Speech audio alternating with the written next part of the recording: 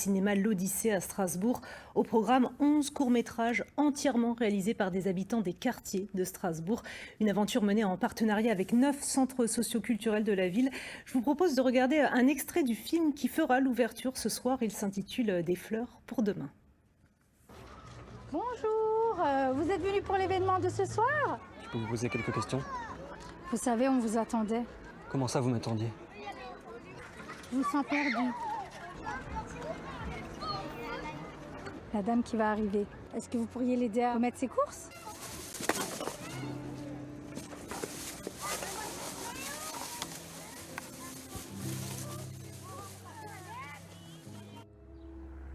Je fais un reportage ici.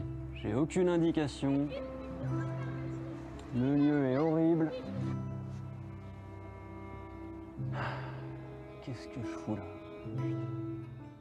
Et voilà le cinéma L'Odyssée, véritable institution strasbourgeoise qui s'ouvre au quartier. Pour en parler en direct avec nous, le directeur de l'Odyssée, Farouk Gunaltaï. Bonsoir, merci d'être avec nous à quelques minutes du coup d'envoi du festival.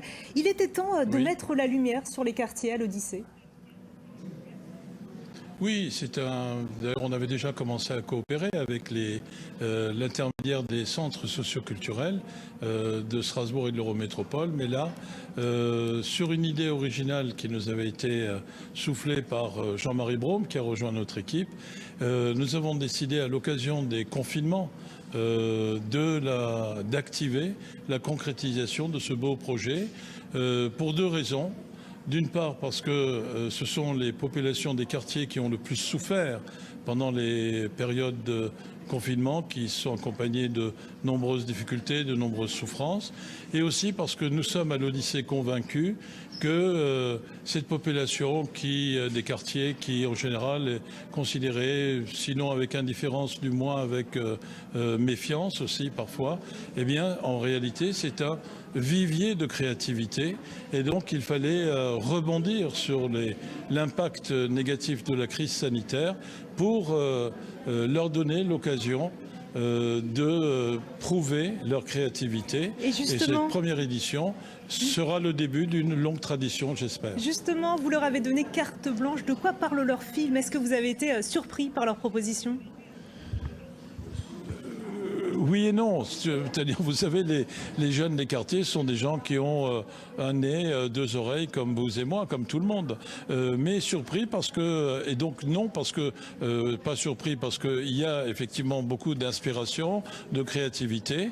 Et j'ai été très heureux de voir que c'est en toute souveraineté qu'ils ont choisi leur sujet et qu'ils ont fait des œuvres qui parfois sont un peu maladroites, etc. Mais c'est un début, c'est en forgeant qu'on devient forgeron. Et c'est une formidable fenêtre d'azur ouverte sur l'écran de l'Odyssée, à travers l'Odyssée, sur le centre-ville de Strasbourg. Et une dernière question pour cette première, vous ne vous êtes pas moqué d'eux, vous avez réuni un jury prestigieux. Oui, on est très heureux de ce jury qui nous a suivis dans cette analyse. Et il y a Bertrand Bonello qui est président du jury. Il y a Gilles Jacob qui est une figure légendaire. Il y a d'autres membres un peu moins connus. Myriam Tonelotto qui est documentariste. Timon Koulmassis qui est documentariste, cinéaste et représentant de la Grèce à Hors-Image. Merci beaucoup Farouk Gunaltaï d'avoir été notre invité pour le lancement donc, du Festival des quartiers à l'Odyssée de Strasbourg, entrée libre jusqu'à samedi. On le sait, avec la pandémie, mieux vaut se retrouver en extérieur qu'en intérieur. Résultat à Mulhouse, aux quatre coins de la ville, des guinguettes ont vu le jour.